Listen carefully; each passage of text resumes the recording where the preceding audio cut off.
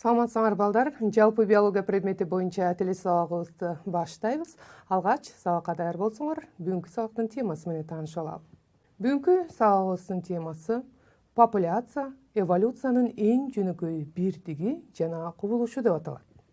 Бүгүнкү сабактын жүрүшүндө силер популяция тууралуу түшүнүк алуу менен бирге популяция бул эволюциянын эң жөнөкөй бирдиги жана популяция эволюциянын эң жөнөкөй кубулушу экендигин далилдеп окуп үйрөнө аласыңар. Аны менен катар эволюциянын элементардык факторлору, алардын популяцияга тийгизген таасири тууралуу дагы билимдерге ээ болосуңар.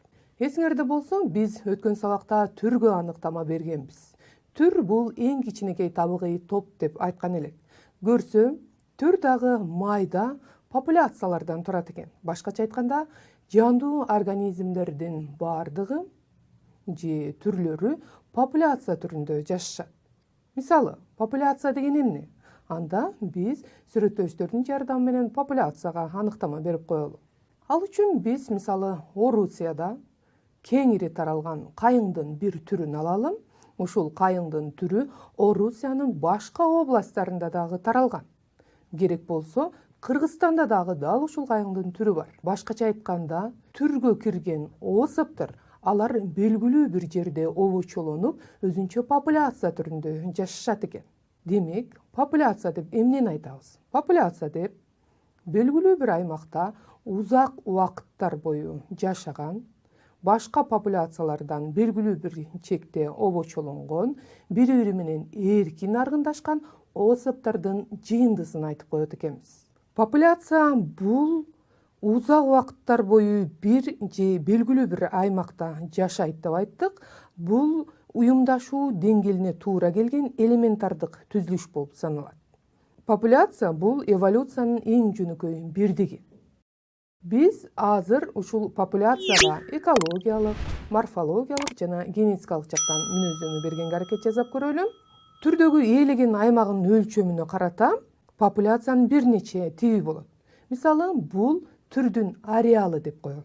Ушул жерде өз кезегинде бир нече географиялык популяциялар болот. Мисалы, бир географиялык популяция менен экинчи географиялык популяциянын ортосундагы аралык болжол менен 1000ден 2500 километрге чейин жетиши мүмкүн. Же андан да ашышы мүмкүн экен. Башкача айтканда, географиялык популяциялардын ортосунда мисалы тоолор, дарыялар, чөлдөр, узакка созулган токойлор жана башкалар болушу мүмкүн. Ал эми географиялык популяциянын ичинде өз кезегинде бир нече экологиялык популяциялар болот. Мисалы, экологиялык популяциялардын ортосундагы аралык 50ден 100 километрге чейин созулушу мүмкүн. Мисалы, ар түрдүү түздүктөр, тоолор, токойлор бир популяция менен экинчи экологиялык популяцияны бөлүп турат. Ал эми ушул экологиялык популяциянын ичинде болсо элементардык популяциялар болот экен. Демек, биз анда элементардык популяциялар тууралуу кеп кылалы. Бул элементардык популяциялардын ортосундагы аралык болжол менен 15ден 30 километрге чейин жетет экен. Биз эми ушул популяциянын ареалынын чоңдугун мүнөздөгөнгө аракет жасап көрөлү. Башкача айтканда, айрым популяциялардын ареалы чоң болушу мүмкүн, айрым популяциялардын ареалы кичинекей болушу мүмкүн. Бул эмнеден көз каранды болот? Бул ошол популяциядагы особтордун жекече активдүүлүк радиусуна жараша болот экен. Башкача айтканда, популяциядагы особтор канчалык кыймылы активдүү болсо, ошончолук алардын жекече активдүүлүк радиусу чоң болот, ага жараша популяциянын ареалы дагы чоң болот экен. Кичине болсо, албетте кичине болот. Популяция ээлеген белгилүү бир ареалдагы популяциянын особтордун орточо саны популяциянын жыштыгын түзөт экен. Эми биз силер менен бир популяция менен экинчи популяцияны айырмалап көрөлүчү. Башкача айтканда, популяция өзүнчө биримдиктүү, бирдиктүү система деп айттык. Анын бирдиктүүлүгүн эмне аныктайт? Панмиксия аныктайт. Панмиксия деген эмне? Бул ушул популяциянын ичиндеги особтордун эркин аргындашуусу болуп саналат. Албетте, бир популяция менен экинчи популяциянын особтордун ортосундагы аргындашуу болушу мүмкүн, бирок эки популяциянын особторунун ортосундагы аргындашууга же панмиксияга караганда популяциянын ичиндеги особтордун эркин аргындашуусу бир топ жогору же көп болот. Ошондуктан популяцияда ушул панмиксия популяциянын бирдиктүү система экендигин аныктап турат деп айтсак болот. Мындан сырткары бир популяция менен экинчи популяциядагы особтор бири-бири менен жүрүш туруштары боюнча же көбөйүү этаптарынын же өөрчүүсүнүн ар түрдүүлүгү боюнча дагы айырмаланып калат. Айрым убактарда ар бири белгилүү бир экологиялык шартта жашагандыктан сырткы түзүлүштөрү дагы кандайдыр бир чекте айырмаланышы ыктымал. Эми биз популяциянын гомеостазына кайрылалы. Бул эмне дегендик? Ар түрдүү шарттардан улам айталы, мисалы тамак ашынын ашыкча болушу же жетишсиз болушу, же болбосо мезгилдик кубулуштарга, сырткы чөйрөнүн ар түрдүү факторлоруна, же болбосо жырткычтардын азайып же көбөйүшүнө байланыштуу популяциядагы особтордун саны бирде азайып, бирде тескерисинче көбөйүп турат. Бирок популяцияда гомеостаз деген бар. Башкача айтканда, популяция ушундай ар түрдүү шарттарга карабастан өзүнүн физиологиялык абалын жана особтордун санын туруктуу кармап турат. Бул популяциянын гомеостазы деп аталат.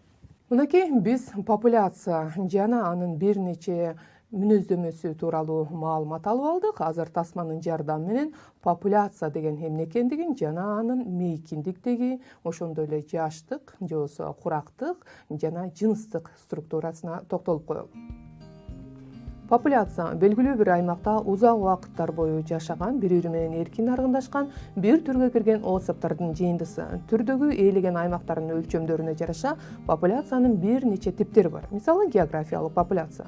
Буларды бири-бири менен тоолор, дарыялар, океандар, чөлдөр бөлүп турушу мүмкүн. Алардын ортосунда аралык 1000ден 2,5 километрге чейин жетет. Ал эми экологиялык популяциялар, булардын ортосундагы аралык 50-100 километрге чейин жетиши мүмкүн. Мисалы токойлор, көлмөлөр бөлүп турат. Ал эми экологиялык популяциялар өз ара элементардык популяцияларга ажырайт. Булардын ортосундагы аралык 15ден 30 километрге чейин жетет. Мынакей ушул популяциядагы особтордун жыштыгы кандай болот? Бул белгилүү бир аймактагы популяциядагы особтордун орточо саны менен мүнөздөлөт. Популяциянын жыныстык структурасына кайрылып көрөлү. Мисалы, бир популяцияда эркек жана ургачы особтор саны менен гана айырмаланбастан, алар сырткы түзүлүшү менен, ошондой эле көбөйүү өөрчүүсү менен, жүрүм турумдары менен айырмаланат. Мисал катары канаттууларды алып көрөлү. Канаттуулардын эркектери ургачысына салыштырмалуу бир топ түстүү жана өзгөчө көбөйүү, үйгүшүү мезгилдеринде ар түрдүү ошол популяцияга мүнөздүү болгон кыймыл-аракеттерди жасашат. Ал эми ургаачылары эркектерине салыштырмалуу чөйрөгө карата жашыруунуучу түскө боелгон, ачык түстө эмес, жана көлөмдөрү да бир топ чоңураак келет. Адатта популяцияда эркек особторуна караганда ургаачы особтордун саны көп болот. Бул өз кезегинде популяциянын жашоого болгон жөндөмдүүлүгүн жогорулатат. Эми популяциянын жаштык структурасына кайрылып көрөлү. Аны окуп үйрөнүү үчүн биз көпөлөктөрдүн өөрчүүсүнө кайрылалы. Көпөлөктөр толук өзгөрүп өөрчүйт. Алардын өөрчүшү бир нече этаптардан турат. Мисалы, алгачкы этабы жумуртка этабы. Андан соң кыймылдуу, көп азыктанган, өсүүгө жөндөмдүү болгон курт сымал личинкалар чыгат. Личинкаларынан кийин куурчакча этабы болот. Бул этап кыймылсыз болгону менен анын ичинде болуп көрбөгөндөй өзгөрүү жүрүп, бул этаптан кийин чоңдоруна окшогон особтор чыгат. Ал особтор акырындык менен жетилип, көбөйүп, таралышат. Демек, көпөлөктөрдүн мындай түрдүү этаптарда өсүп өөрчүшү өз кезегинде популяциянын жашоого болгон жөндөмдүүлүгүн жогорулатат. Анын натыйжасында алар тукумун улантып кете берет. Ошентип, популяциянын курактык курамы канчалык ар түрдүү болсо, ошончолук алардын жашоого болгон жөндөмдүүлүгү жогору болот. Мисалы, жаш особтор акырындык менен алар жетилген особторуна айланат. Жетилген особтору тукум калтырып көбөйүп, карган особторуна айланат. Карган особтору болсо убакыттын өтүшү менен өлүп жок болот. Демек, ушундай түрдүү курактагы особтордун болушу бул популяциянын тукумун улап кетишине шарт түзөт. Эми биз силер менен популяциянын мейкиндик структурасына кайрылып көрөлү. Бул популяциядагы особдордун жашаган аймактарын өзлөрү түрдүү ыкмалары менен коргошот. Мисалы, бир популяция менен экинчи популяция агрессивдүү түрдө өзүнүн жашаган аймагын коргошу мүмкүн, же болбосо ар түрдүү белгилер менен белгилейт. Мисалы, иттерде, мышыктарда, карышкырларда алар түрдүү белгилер менен белгилеп өз аймактарына ээлик кылышат. Ал эми аюуларга мисал келтирсек, алар мындай өзлөрү жашаган аймактардагы дарактарды тырмап, тытып, ошол аймактын бош эмес экендигинен кабар берет. Биз жандуу тасманын жардамы менен бир топ маалыматтарга ээ болдук. Эми кезектеги суроого ойлонуп туруп жооп берип көрөлү. Популяция өкүлдөрүнүн түрдүү жашта болушу тиричилигине кандай таасир этет деп ойлойсуңар? Биринчиси, жашоого жөндөмдүүлүгүн жогорулатат. Экинчиси, жашоого жөндөмдүүлүгүн төмөндөтөт деген жооптор болду. Ойлонуп көргүлөчү. Популяция өкүлдөрүнүн түрдүү жашта болушу, мисалы, жаштары дагы, жетилгендери дагы, каргандары дагы болушу, бул популяциянын тиричилигине кандай таасир этет деп ойлойсуңар? Анда туура жоопко кайрылалы. Жообу бул биринчи экен. Башкача айтканда, бул популяциядагы особдордун жашоого болгон жөндөмдүүлүгүн жогорулатат экен. Эми биз силер менен популяция эволюциянын эң жөнөкөй бирдиги экендигин далилдегенге аракет жасап көрөлү. Түр бул табигый кичинекей топ эмес экен. Башкача айтканда, түр өз кезегинде бир нече түрчөлөр популяциянын бир нече топторунан турат экен. Ал эми дал ушул топтор өз кезегинде популяциялардан турат. Түр бүтүн бойдон өзгөрбөйт экен. Анын айрым бөлүктөрү, башкача айтканда популяциясы өзгөрөт экен.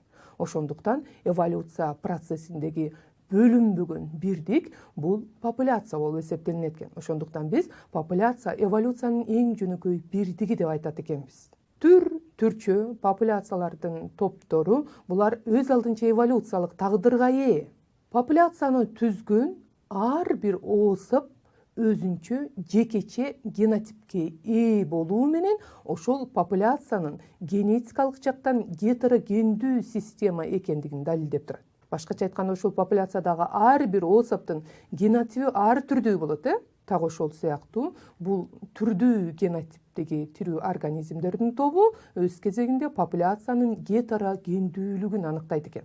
Эволюция процессинин жүрүшүндө пайда болгон ушул популяциядагы бардык тукум куучулук маалыматтарды биз популяциянын генофонду деп атап коет экенбиз.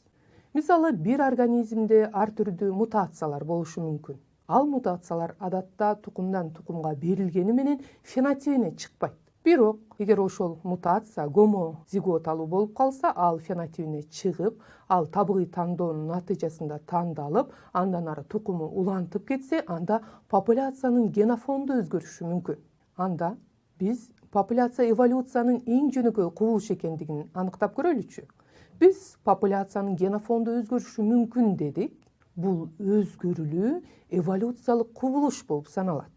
Демек, эволюциялык кубулуштун натыйжасында эволюциялык процесс жүрөт экен. Бирок биз эволюциялык кубулушту процесс деп айта албайбыз.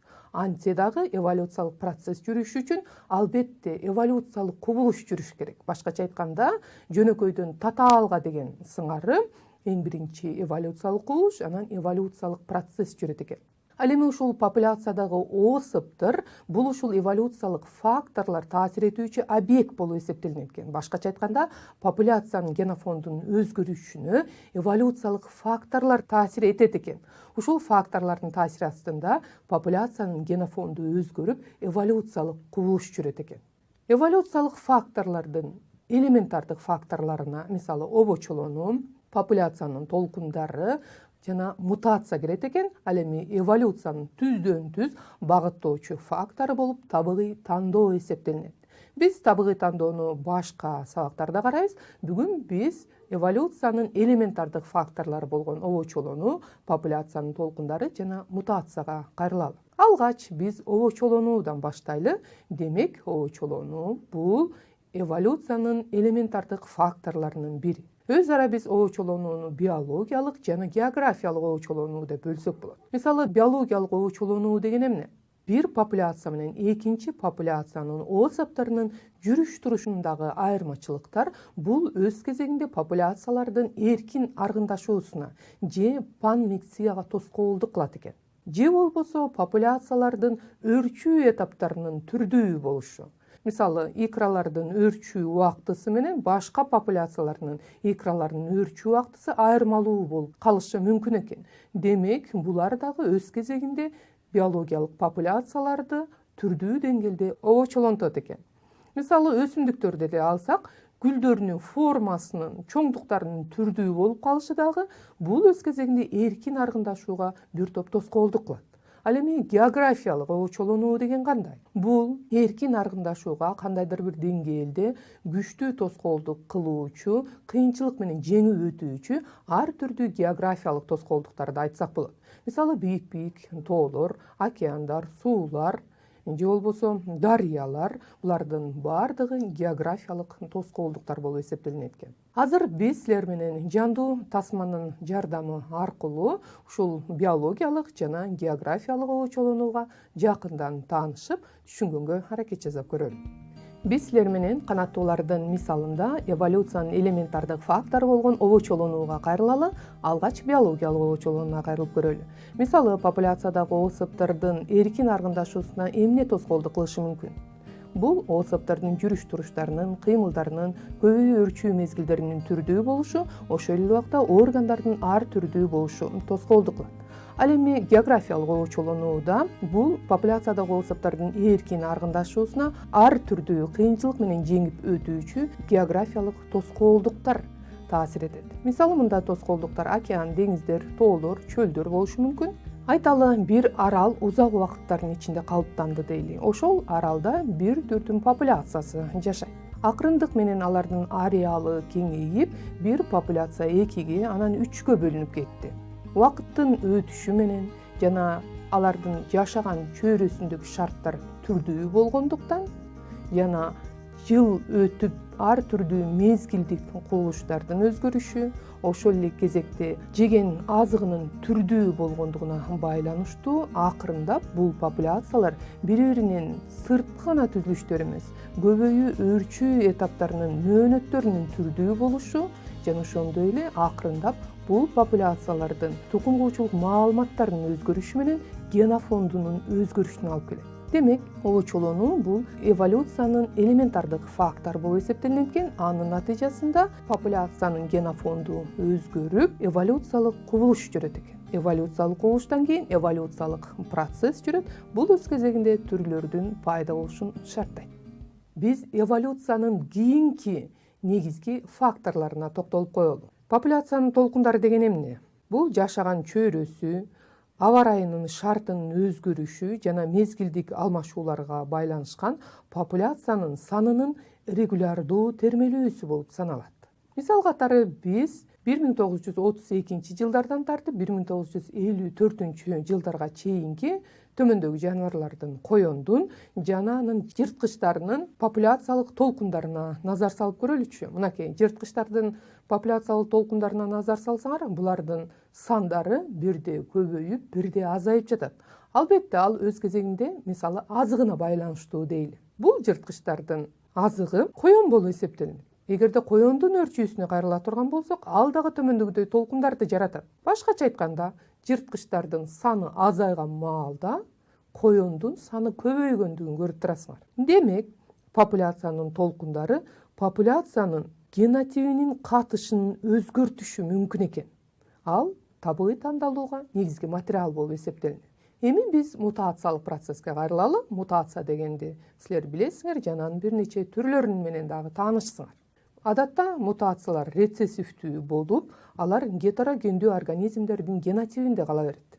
Бирок гомозиготалуу организмдерде бул мутациялар сыртка чыгып калат. Кичинекей АА экендигин көрүп турасыңар. Демек, бул гомозиготалуу организм мутация фенотипине чыгып калат. Андан соң бул мутация табигый тандоого кабылат. Эгерде табигый тандоодо ал ошол чөйрөгө ыңгайланышып кетүүгө мүмкүнчүлүк түзсө, демек бул мутациядагы организмдер өз ара аргындашып, алар тукум калтырат. тукуму көбөйө баштайт. Демек бул эмне дегендик? Бул популяциянын генофонду өзгөрөт дегендик. Мунун механизмин алып көрөлү. Мисалы, особдордун генотиби өзгөрдү. Өзгөрүшү табигый тандоого кабылды, табигый тандоодон тандалды деп коелу. Бул популяцияда мутациянын топтолушуна алып келет дагы, популяциянын генофонду өзгөрөт. Мынакей биз ошентип силер менен эволюциянын элементардык факторлоруна токтолуп алдык. Эми жогорудагы маалыматтар негизинде кезектеги суроого жооп берип көрөлү. Төмөндөгүлөрдүн кайсынысы туура эмес деп ойлойсуңар? Популяция өз алдынча эволюциялануучу эң кичине топ. Б'сы түр бүтүн бойдон өзгөрбөйт. В'сы популяциянын генофонду өзгөрүлөт. Г'сы популяциянын толкуну эволюциялык фактор эмес деген жооптор болду. Ойлонуп көргүлө, кайсынысы туура эмес деп ойлойсуңар? Биринчиси Асы, экинчиси Б'сы, үчүнчүсү В'сы, төртүнчүсү Г'сы деген жооптор болду. Төмөндөгүлөрдүн кайсынысы туура эмес? Анда туура жоопко кайрылалы, жообу төртүнчү экен. Башкача айтканда, популяциянын толкуну эволюциялык фактор эмес деген жооп бул ашыкча. Чындыгында популяциянын толкуну эволюциялык фактор деп жана айтып өттүк. Ал эми популяция өз алдынча эволюциялануучу эң кичине топ деп айттык. Ошондуктан популяция эң жөнөкөй бирдик жана кубулуш болуп эсептелинет. Түр бүтүн бойдон өзгөрбөйт, албетте, популяциясы өзгөрөт. Ал эми популяциянын генофонду ар түрдүү эволюциялык факторлордун таасирасында өзгөрөт экен. Ошентип, балдар, биз силер менен бүгүнкү сабактын жүрүшүндө популяция бул эволюциянын эң жөнөкөй бирдиги жана популяция эволюциянын эң жөнөкөй кубулушу экендигин далилдеп жана популяция тууралуу түшүнүк берүүгө аракет жасадык. Сабакка көңүл бөлгөнүңөр үчүн ыраазычылык билдирейин. Кайрадан көрүшкөнчө саламатта тургула.